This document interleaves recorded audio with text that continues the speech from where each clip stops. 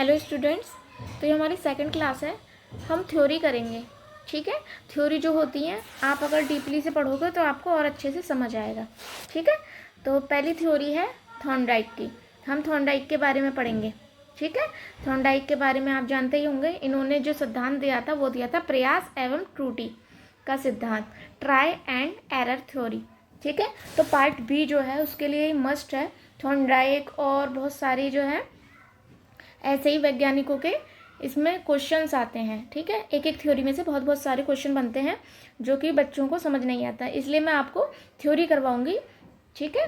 हर किसी की थ्योरी करवाऊंगी और कम से कम टाइम में करवाऊंगी जो आपको इजीली समझ आ जाए, ठीक है। चलिए तो हम अपनी क्लास शुरू करते हैं। चलिए तो हम अपनी क्लास स्टार्ट करते हैं, ठीक है। तो थॉर्नडाइक, तो मैं आपको शॉर्ट पॉइंट भी बताऊंगी, ट्रिक्स भी बताऊंगी और ऐसे पॉइंट्स बताऊंगी जो क्वेश्चन में आते ही हैं, ठीक है। तो आप इजीली समझ लेंगे। तो थॉर्नडाइक जो थे, थॉर्नडाइक के बारे में हम पढ़ते हैं, ठीक है। थॉर्नडाइक ने जो नियम दिया था वो दिया था ट्राई एंड एरर थ्योरी, ठीक है।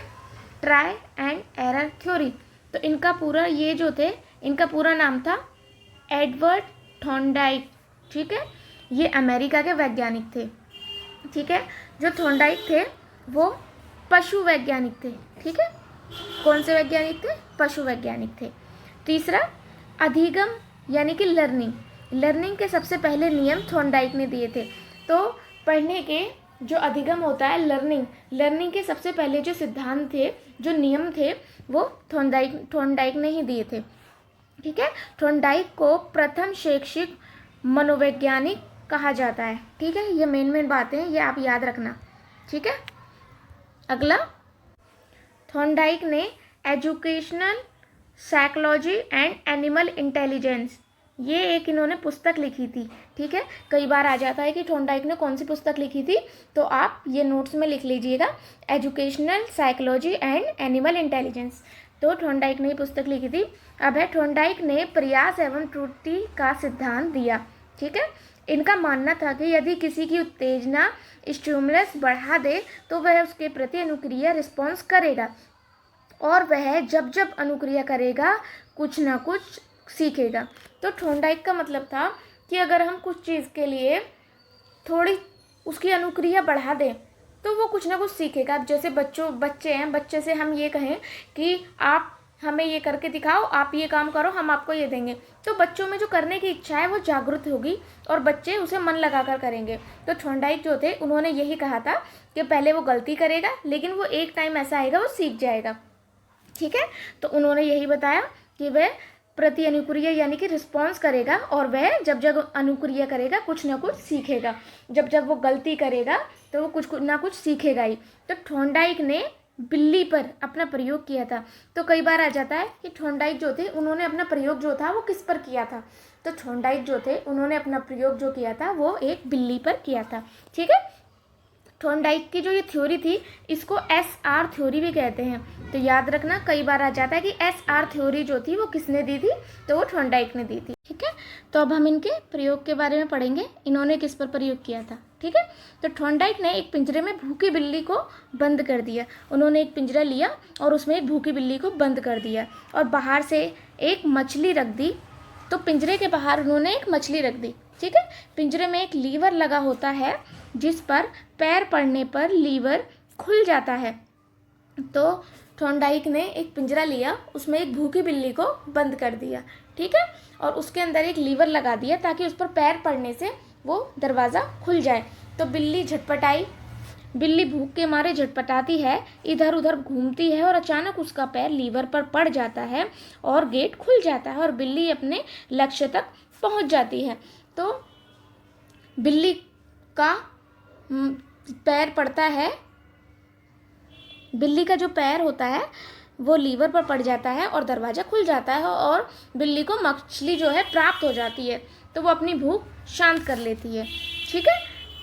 तो इससे ये पता चलता है कि उन्होंने ये बताया कि जितना हम कोशिश करेंगे, ठीक है, जितना अभ्यास करेंगे काम उतना ही बेहतरी से होगा।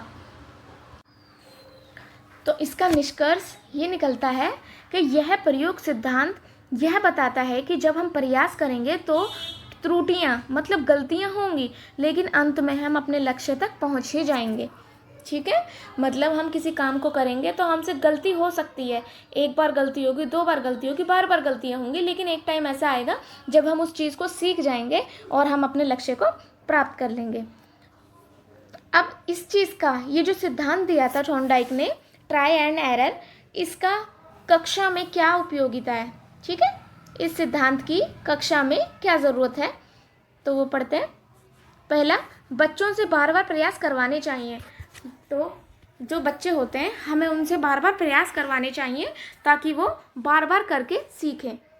बच्चों से त्रुटि संभव हो जाती है, बच्चे जो हैं वो गलतियां कर देते हैं, लेकिन जब वो बार बार करते हैं तो बच्चे सीख जाते हैं, इसलिए जब वो गलतियां करें तो हमें उन्हें डांटना नहीं चाहिए। ठीक है। तीसरा है शुद्ध उच्चारण, बालक इस सिद्धांत से ही सीखता है। तो बच्चा पहले जब बोलना सीखता है तो वो थोड़ी गलतियां करता है, पहले वो सही से नहीं बोलेगा, लेकिन जब वो बोलते बोलते जब वो उसको बार बार ट्राई करेगा तो उसको वो चीज़ आ जाएगी बोलनी। इसलिए जो शुद्ध उच्चारण जो होता है बालक इस सिद्धांत से ही सीखता है। मंद बुद्धि बालक के लिए थॉर्नडाइक का सिद्धांत उपयोगी है। तो जो मंद बुद्धि बालक होते हैं उनके लिए भी ये सिद्धांत बहुत उपयोगी है। एक क्वेश्चन आता है कि बहुकारक सिद्धांत जो था वो किसने दिया था? तो बहुकारक सिद्धांत जो था वो भी थॉर्नडाइक ने ही दिया था। ठीक है। अब थॉर्नडाइक के सिद्धांत जो उन्होंने सिद्धांत दिया था ट्राई एंड एरर थ्योरी, उसके 3 सिद्धांत थे। पहला था अभ्यास का नियम, लॉ ऑफ एक्सरसाइज, तत्परता का नियम, लॉ ऑफ रेडीनेस, तीसरा प्रभाव का नियम, लॉ ऑफ इफेक्ट। ठीक है, तो सबसे पहले हम शुरू से पढ़ते हैं अभ्यास का नियम। अभ्यास मतलब यह नियम बताता है कि किसी काम का हम जितना अभ्यास करेंगे उसे उतना ज़्यादा ही सीखेंगे। ठीक है, अगर कोई काम है हम उसे जितना ज़्यादा करेंगे उतना ज़्यादा ही हम सीख जाएंगे और एक दिन हम उसमें माहिर हो जाएंगे। तो ये है अभ्यास का नियम। ठीक है। सेकंड है तत्परता का नियम। तत्परता मतलब यह नियम बताता है कि किसी काम को करने के लिए हम जितने तत्पर रहेंगे उसे उतना जल्दी ही सीखेंगे। मतलब कोई काम को हम करने में जितने एक्साइटेड होंगे, ठीक है, उस काम को हम उतनी ही जल्दी सीख पाएंगे। ठीक है। तीसरा है प्रभाव का नियम।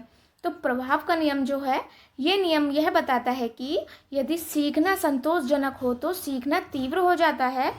मतलब अगर हम सीखने अच्छे से सीखें तो वो आसान हो जाता है, यदि सीखना असंतोष है, सीखना संभव नहीं होता।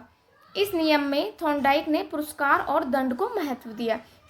ठीक है, तो थॉर्नडाइक ने ये बताया कि प्रभाव का नियम मतलब उस पर किस प्रकार का इफेक्ट पड़ रहा है। बच्चे को अगर हम डराएंगे, मारेंगे तो बच्चा नहीं सीख पाएगा, या हम उसको दंड देंगे तो नहीं सीख पाएगा। लेकिन वहीं अगर हम उसको हम गिफ्ट देकर या पुरस्कार देकर बताएंगे तो वो जल्द से जल्द सीख जाएगा।